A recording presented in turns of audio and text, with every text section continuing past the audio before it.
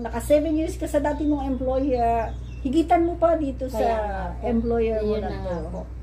Anyway, talagang masasabi ko sa iyo na I have said all good things sa employer, but then, syempre, pag andun ka na, ikaw ang magpapakita noon sa kanila ng you are worth waiting.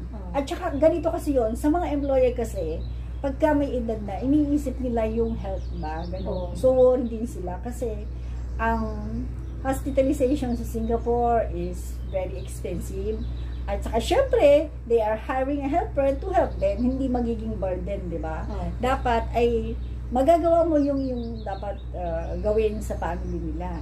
And since they have only one child, anak pa lang siya, kaya from the beginning talaga, maipapakita mo sa kanila kung ano ang magagawa mo para sa family, at saka, yun nga, worth taking you back to Singapore.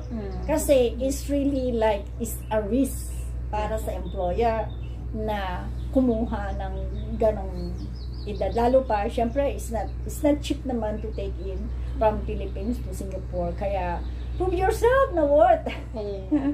At saka, yun nga, pagbutihin mo kasi, para naman yun sa iyong future. Kaya, yung goal mo dapat dito, siguro, talagang dapat i-take down mo na. Diba? Yun. At saka, totoo yun sa mga, ating mga OFW, kahit nasaan kayo, kailangan talaga that you have to really take care of yourself, hindi lang yung health ninyo, but financially dapat kayo ay ready rin kasi gano'n naman ang cycle ng ating Filipino family, yung setup natin na mag-abroad, papaaralin ng mga anak, and thinking na, oh, napaaral ko na sila, graduate na ako, parang gano'n. But then, nakakalimutan mo yung uunahin mo na sa'yo. Katulad ng mga healthcare na sinasabi na para sa iyo, para sa worker. Laging isipin nila, oh, it's so expensive to pay monthly. Wala pa akong para dyan. Meron pa akong babayaran ganito. Meron pa akong pinapaaral. But the thing is like this. Wala namang katapusan yung pangangailangan ng anak mo, di ba? Mula sa pagpapaaral, pag-graduate, and in most cases, pag sila ay nakatapos, mag-asawa nila, sila bibigyan mo pa rin kasi anak mo yun eh. Hindi mo sila matitiis. Mas lalong lumala pa. And then yung anak mo may apo pa. Oy, yung nag-iisa ko naging 2 at nag-asawa naging 3 pa. At nadagdagan pa ulit. So, yun na nga is a joy to be back home para sa family. Kasama mo sila physically, pero andun yun na yung mga pangangailangan pag hindi mo masusustentuhan ang nothing on the table, gano'n. Hindi mo kailangan hintayin na wala na talaga. Kailangan ay kikilos. And sa iyo naman, it's not late naman talaga. Yun nga lang, dahil sa age mo, kailangan makapasok ka ng Singapore, magka-work permit ka.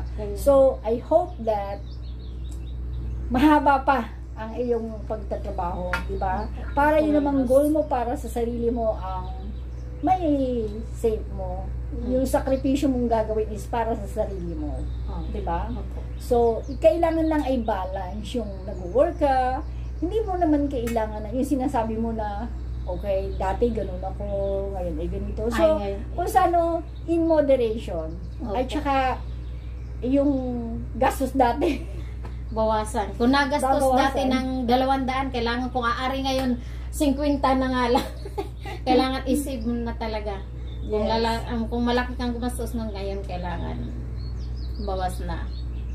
So, sa iyo, hindi mo iniisip kung ilang taon ka pang magtatrabaho dito? Wala po, hindi po ako basta hanggat kaya ko magtrabaho.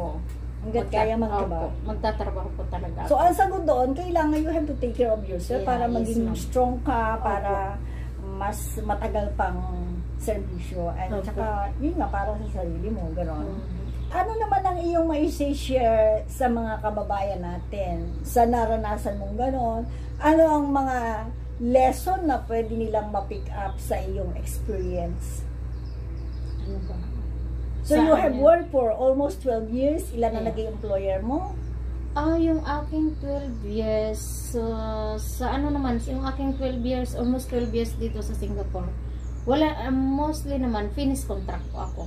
Oh, yung tapos 4 years late natapos mo? ko, yung pangalawa walang ano yun, yung pangatlo ko ngayon na 7 years, actually mapipinis ko po sana yun, kaso So, but at least 7 years, di ba? opo, 7 years ako sa kanila. Yeah. Yun nga, hindi nga po nila ako yung pinapayagan umuwi, ay ako nga itong nagpupumiglas. Okay, so it means maganda ang iyong employment history. Opo, And maganda then, naman yung aking ano. So yun ang magiging advice mo sa mga nag-a-apply or sa mga nagtatrabaho na pagbutihin ang Pagbutihin at kanilang saka trabaho. Tiyaga lang po talaga. Tiyaga lang. Yes. Kasi yun nga sinasabihan, pag wala kang tiyaga, wala kang nilaga. Yeah. Kaya, pero talagang hindi. Kasi ang pinunta po natin dito is trabaho talaga, di ba? Kung ano man ang hirap ng kailangan talaga natin, ano hindi. Trabaho po ang pinunta natin dito. Tama. Total, pag linggo, nando naman tayo, may off naman tayo, di ba? Mga amo naman, pag linggo, bahala ka sa labas mo. Basta, pagdating sa trabaho, trabaho po talaga. Yeah. Ganun po talaga ako. Dahil, yung amo ko, hindi siguro tayo tatagal ng ganun kung talagang sobrang pasaway. Ako talaga, pasaway lang ako that before na sa labas lang yung ginagawa ko. Pero, pagdating sa trabaho is trabaho po talaga ako. Okay, so you will do the same dito sa employer na to para tumagal ka pa. Opo, ganun po talagang ano po. Kaya, And then yun nga mga kababayan, bago kayo mag-for good, isipin muna kung puno-puno na yung salok. kahit siguro isang sako pa ang pera natin dalhin sa Pinas talagang wala. Ang pera ay nauubos. Opo, totoo yan. Okay, so with this new employer na magsisimula ka, panibago po lahat. Kailangan mo na talagang kumuha ng inyong healthcare. Yeah? Kasi ang healthcare, 7 years ka mang magbayad, at least alam mo na ang pera mo ay pupunta doon at that is for you. Wala kang ibang kakampi. Kasi kahit pa ikay nagbigay ng sandamakmak na tulong sa mga tao, ang tulong is from the heart, di ba? So ngayon, hindi mo ma-expect na babalik lahat yun sa'yo pag ikaw ang nangailangan. Yeah. Kasi help is, that is your action to help people voluntarily. Kasama na rin doon yung may nangutang sa'yo at hindi nakabayad. So, ang tawag doon, charity, di ba? So, para yung nakalista sa tubig, goodbye na, wala inagos na ng baha. Wala na. Kaya, okay, this time ay pagbutihin mo, I congratulate you na ay nakabalik so dito. Malaking ano ko po ito sa iyo. Ito yung utang na hindi kayang bayaran, Ma'am No, Rose. it's not me. Really is, sabi nga, answered prayer. Di ba? Opo. So, talaga nag-pray lang po talaga. Happy 50th birthday. Thank you po, diba? Ma'am Rose. Answered prayer. So, mga kababayan, yun lang ang masasabi natin na trabaho ay trabaho, pagbutihin. Pagbutihin po talaga to. Kasi sa totoo lang, kung hindi kita kilala, I will not take risk to bring you in. Pero dahil ang employer mo dati ay client ko, and I saw your good employment history, syempre, ang new employer na mag-interview sa'yo, pag nakita ang age na ganyan, ayaw na. But syempre, talagang pinampo sila talaga ng all good things, all good stories, kasi talaga namang kilala kita. Pero kung hindi ko kilala, how can I do that? Diba? And another thing is that the new employer appreciate that I tell them everything na kailangan mapabalik kita dito before that time. Kasi pumayag sila, sa totoo lang, hindi ka pa nila kailangan ng siguro mga another 2 months.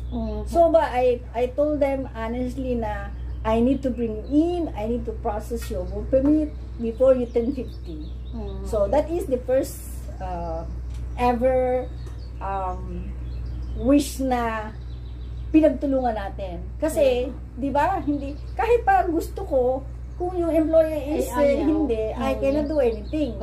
Kahit pa maka-interview ka ng dami-daming employer, pagka nalaman na lang minamadali ko dahil sa age mo, lalong matanda sila. Kaya, and this employer actually appreciate na, oh, you are helping her, how kind of you, how good of you.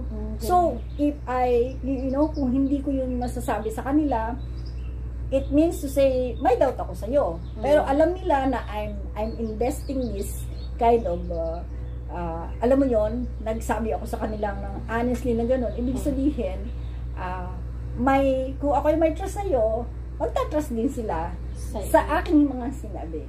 Ganon.